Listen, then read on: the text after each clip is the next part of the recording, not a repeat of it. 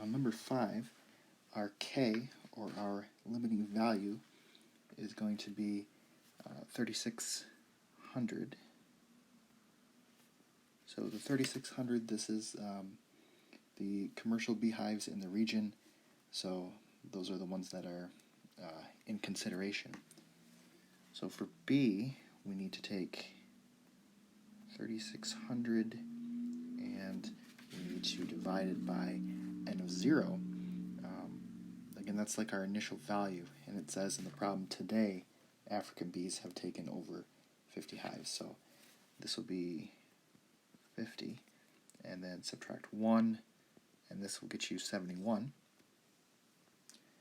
R, it's really coming from that 30%, but again, we can't just put ln of 30% or of 0.30. We need to do ln of 1.30.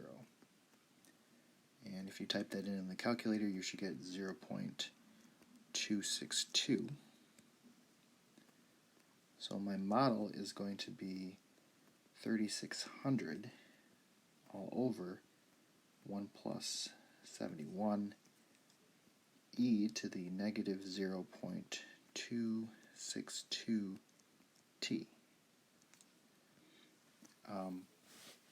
The question also asks, determine how long it will be before 1,800 hives are affected.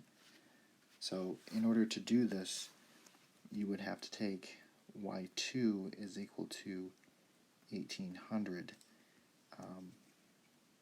This would be your y1. Again, make sure to put parentheses around the denominator. And then if you calculate the intersect,